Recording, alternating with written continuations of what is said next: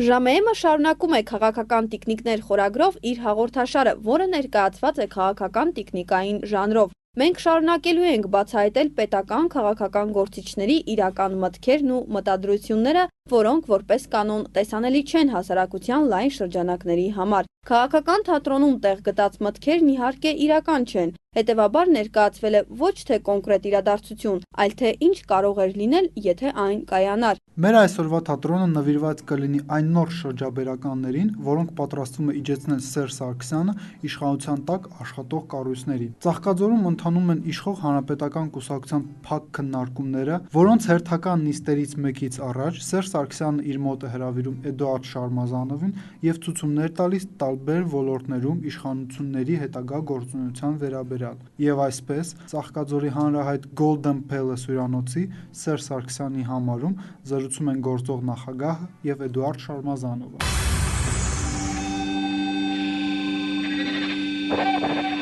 Իդիկ, ինչ չեմ հասկանում, ինչն ա մեր տղաների մոտ առաջացած խոճապի պատճառը։ Շեֆ ջան, մեկը չի, մի քանի պատճառներ կան, որ իրար գլխի են հավաքվել ու տղերքն էլ անհանգստացած են դրանցով։ Սկսի հերթով Շարմազանով, կիտարկետ, կասեմ, թե ինչ պետք է անես։ Շեֆ, սկսենք այդ չարաբաստիկ կարմիր գծերից։ Գիտեք, որ հասարակական շարժում է ստեղծվել, որ պահանջում է վերացնել այս կարմիր գծերը։ Եթե դրանց պահանջները չբավարարենք, շեֆ, ապա այս կվերածվի մի նոր դեմեմ շարժման, արդեն կարմիր գծերի մասով։ Հետո էլ այն չարաբաստիկ 4 քաղաքական ուժերը կմիանան ու կպահանջեն ձեր հրաժարականը։ Ես չեմ հասկանում, իդիկ, ախր տարոնը հայտարարեց, որ անվճար կանգառը 5-ից դարձնում ենք 15 րոպե։ Էլի այդ բոմժերը չեն բավարարվում դրանով։ Շեֆ, նախ այդ բոմժերը փող չունեն։ Երկրորդն էլ ասում են, թե ինչի մենք պետք է վճարենք մասնավոր անձի։ Այ իդիկ ջան, բա այդ բոմժերին չեք ասել, որ Սաշիկը կապ չունի այդ կարմիր գծերի հետ։ Շեֆ, այդ բոմժերը վաղուց գիտեն, որ գոնե դրա հետ Սաշիկը կապ չունի։ Ու շատ լավ գիտեն, որ կարմիր գծերի բիզնեսի տերը ձեր մանկության ընկերն է, բայց մի անկեղծ բան պետք է ասեմ, որ ձեր դուրը չի գա։ Այդ ձեր մանկության ընկերը ամենտեղ պատմում է, որ այդ կարմիր գծերի շահույթի մեծ մասը հենց ձեզ է հասնում, իսկ իրան կոպեկներ ա մնում։ Ախր ես վաղուց գիտեմ, որ ընկեր կատեգորիան կեղծ կատեգորիա է։ Դրա համար են, հա, այս բոմժերն իմ վրա տենց կատաղած։ Հա, շեֆ ջան, անկեղծ ասած, հենց ձեր վրա են կատաղած։ Լավ, չեմ հասկանում, այդ տաքսիստները, որ մարդ են փոխադրում, փող են աշխատում։ Ժեկի պիտը, կառավարության վարչության պետերը, փոխնախարարները, նախարարները, բոլորը հո իրենց գեղեցիկ աչքերի համար չեն գալիս իշխանության։ Բայց չէ որ գալիս են իրենց անձնական եկամուտը ապահովելու համար։ Այդ ինչի, Էդիկ ջան, իրենք կարող են եկամուտներ ունենալ, ես ոչ։ Բայց ես նախագահ եմ դարձել, որ ինչ անեմ։ Շեֆ, ուզում եք անկեղծ ասեմ, ձեր եկամտի գոնե այդ ոլորտից պիտի հրաժարվեք, որպեսզի պահպանեք իշխանությունը։ Այդ տղա, Էդիկ, իսկ կարող է պատահի դու ՀԱԿ-ի չբացահայտված անդամ ես դարձել։ Խաբար չենք։ Այդ ինչ պոպուլիստական ձևակերպումներ ես անում։ Անցի հաջորդ հարցին։ Դե շեֆ ջան, հաջորդ հարցն էլ արագաչափերի խնդիրն է։ Այստեղ էլ խեղճ եղբորս Սաշիկի փայն են, հա, ուզում կտրել։ Խեղճ աղբերս, որտեղ փայ է մտնում, այդ բոմժերը միանգամից աղմուկ են բարձրացնում։ Բա տրամաբանական չի, որ եթե ես նախագահ եմ, ապա ինքն էլ պիտի իրավունք ունենա ամեն տեղ փայ մտնի, Էդիկ։ Դե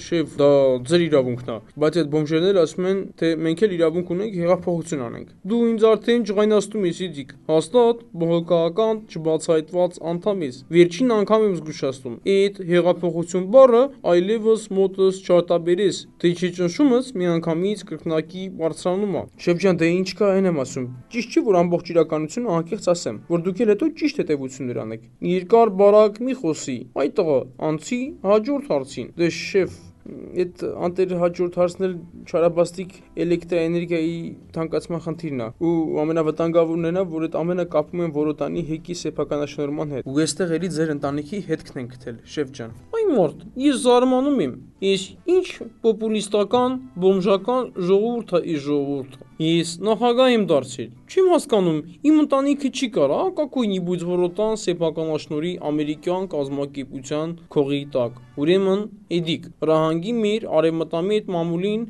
որ դրանք սկսեն գրել, թե իբր բողոքի այս արշավը ֆինանսավորում են ռուսները։ Մի խոսքով, Որոտանի հարցը սարքում եք գեոպոլիտիկ խնդիր ու նենց եք սարքում, թե մենք ուզում ենք առաջադեմ ամերիկացիներին հանձնենք Որոտանը, իսկ այդ հետամնաց պոպուլիստները ռուսների հորդորով դիմադրում են մեզ։ Շեֆ ջան, հրահանգն արդեն տված է։ Մեր մամուլն էլ բոլի խոդով աշխատում այդ ուղղությամբ։ Ու այդ հարցի վերաբերյալ մամուլում վճարովի միտինգներ են կազմակերպելու, խոսացնելով Դավիթ Շահնազարյանին, Արամ Զավենի Սարգսյանին, Աղասի Ենոքյանին, Կարապետ Ռուբինյանին, Պարուր Հայրիկյանին ու մեր մյուս տղեկին։ Այն տղա, վերջապես մի հարցում գոնե ինքնուրույն որոշում կարողացել ես կայացնել։ Անցի հաջորդ հարցին։ Դե հաջորդ հարցն էլ շեֆ ջան, այդ պարտադիր կൂട്ടակայինի խնդիրն է, որ արդեն թթվել է մեր վրա։ Մի բան պետք է անենք, ասեն չի կարա շարունակվի։ Ես չեմ հասկանում։ Այս բոմ ժողովուրդը հիմա ինչի՞ց է բողոքում։ Մասնավոր ընկերություններից մինչև 2017 թվականը պարտադիրից փող չենք հավաքելու։ Պետական հիմնարկներում էլ մարդկանց աշխատավարձը մինիմում 30%-ով բարձրացնում ենք։ Չեմ հասկանում, ինչի մենք իրավունք չունենք դրանից մի 5% պահենք, հա։ Ախր այ շեֆ ջան, մենք դե արդեն պիտի ընդունենք, որ այս ժողովուրդը լրիվ բոմժացած է ու ոչ մի կոպեկ ինքնական չի ուզում տա մեզ։ Ես դրա համար շեֆ առաջարկում եմ ընդհանրապես վերացնել այդ պարտադիրը, իսկ պետական հիմնարկների աշխատողների աշխատավարձը բարձրացնել ոչ թե 30, այլ 25%-ով։ Չեմ հասկանում շեֆ, ինչի մենք չենք կարողանում այդ խնդիրը այդ ձևով լուծել։ Համ աղմուկը կվերացնենք, համ էլ մեր հանդեպ եղած դժգոհությունը կտուլանա։ Իսկ չի պատկերացնում իդիկ, թե դու ինչ աստիճանի ես ընկել այդ բոմժերի ազդեցության տակ։ Տենց բառապաշարով մենակ Ռաֆիենք են խոսում։ Աղա ժառանգության թաքնված անդամ ես, խաբար չենք, այ տղա։ Չէ, շեֆ ջան, ախր վիրավորում ես էլի։ Ես շատ ռացիոնալ առաջարկ եմ անում, որպեսզի այդ աղմուկը վերանա։ Իսկ դուք ինձ պիտակավորում եք։ Շեֆ, ես որ հարցում եմ սխալ։ Մարդկանց աշխատավարձ ուզում եք բարձրացնել 30%-ով, բայց դրա 5%-ը տանենք։ Հենա միանգամից 25%-ով բարձրացնենք, թող ոչ մեկ էլ չներվայնանա։ Լավ չի։ Ես հիմա հասկանում եմ, թե ինչի է մեր շարքերում խուճապ առաջացել։ Երբ նույնիսկ իմ անունը խոսնակը պոպուլիզմի մեջ է թաղված։ Չէ, բայց ախր շեֆ, ինչ պոպուլիզմ կա դրա մեջ, ես չեմ հասկանում։ Այ տղա, բա մենք ինչ պետք է ասենք մեր միջազգային գործընկերներին, որոնց խոսք ենք տվել, որ Հայաստանից փող ենք հավաքելու ու իրենց տանք, որ ֆրծնեն։ Տիգրան Սարգսյանը մեծ դժվարությամբ այդ տղերքի հետ պայմանավորվել է բոլոր դետալների շուրջ։ Հայաստանից դուրս բերվելիք փողի քանակը, դրա ատկատների չափը, բանկերին տրամադրելիք երկար փողերի քանակը։ Էդիկ դու դեմ ես բանկային համակարգի կայացմանը։ Չես ուզում, որ հայկական բիզնեսը երկար փողերից օգտվի։ Այդ ամենը, որ չես ուզում, բա եկել ես մեր հանրապետականի շարքեր, որ ինչ անես։ Հիմա հասկացա, ներող եղի շեֆ ջան, ճիշտ ասած ազգային ժողովում աշխատելուց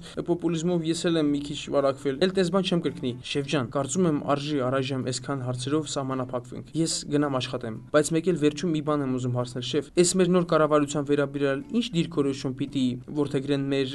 այսպես ասած, ընդդիմադիր լրատվամիջոցները։ Այ տղա, եսին անգամ քեզ հատուկ նշեցի, մոռացար արդեն։ Երկու լրատվամիջոցների հրահանգի մինչև վերջ փչացնեն դրանց, իսկ մնացածները թող չեզոքություն պահեն։ Հետո ես կասեմ ինչ անել։ Հասկացար։ Ոչ միայն հասկացա, այլ նաև հիշեցի շեֆ ջան, որ դուք ինձ այդ արդեն ասել եք։ Ներող կլնեք մոռացկոտության համար։ Այս ազգային ժողովում գործերն այնքան շատ են, որ մտքեցից թռել էր։ Դե գնա իջիկ ջան, գնա եւ բոլորի շրջաբերականները կիչացնես մեր ընկերներին, մեր ընդդիմադիր գործընկերներին ու ընդդիմադիր մամուլին ու բոլորին ասա, որ խոճապից դուրս գան։ Ամեն ինչ լավ է լինելու։ Եղավ շեֆ ջան, ոնց ասես։